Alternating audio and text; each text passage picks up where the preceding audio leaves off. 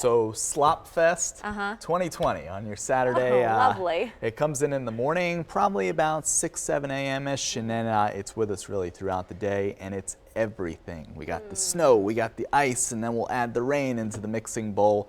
So a little bit of everything and a lot of problems most likely, especially north and west of the city. So the weekend breakdown, once again, it's not a messy weekend overall, but Saturday probably the key day here, at least for slick travel concerns. By Sunday, things will improve, but it's still very cold with temperatures only in the 30s. Winter weather advisories across much of the area. The only locations not included in this are Cecil, as well as Kent, Queen Anne's, Caroline, and Talbot counties. And then you get down into portions of Anne Arundel County.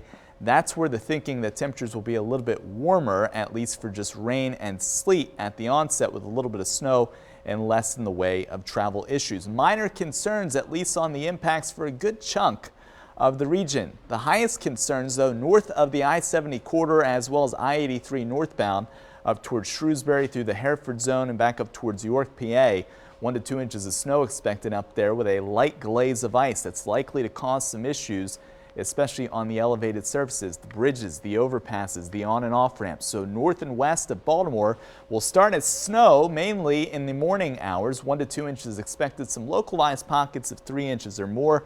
Little sleet and freezing rain with a light glaze as the colder air holds on the longest up there in the elevation. Slippery conditions, and that's where our highest travel impacts will be. In and around Baltimore, I-95 eastbound, snow and rain to start, slush to an inch.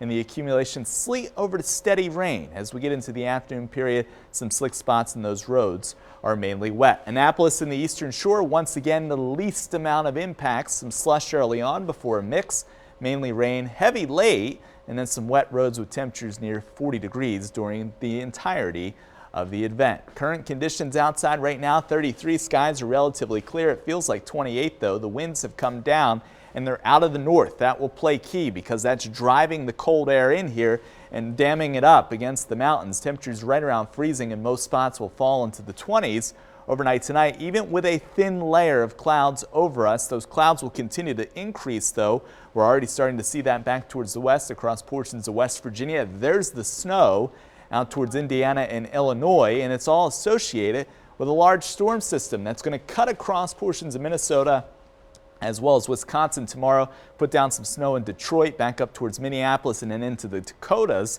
They'll be under a blizzard concern as we go through the overnight period into the day on Saturday. So for us, by 6 a.m., snow overspreads much of the region. We'll get a little bit of a lull that will try to cut in here by lunchtime, and that's when we'll think that the switch will happen from that snow over to some freezing rain and sleet off to the south. It's just plain old rain, and then the entirety of the event could remain frozen north and west of the city, while south of the city likely to see that rain before it all exits during the overnight hours of your Saturday into Sunday. So once again, the highest accumulations and impacts north and west, and that's where the icing concern could be, and that will limit those totals. So snow moves in 6 to 12. After that, we'll start to mix by lunchtime, and then we'll change to rain late. Overnight tonight, we're in the 20s. That will set the stage for wintry weather. Thump of snow in the morning, sleet and rain in the afternoon. Mix slowly exits. After all of this is out of here, we're dry, but we're just very cold going towards Martin Luther King Day as high temperatures struggle to make freezing.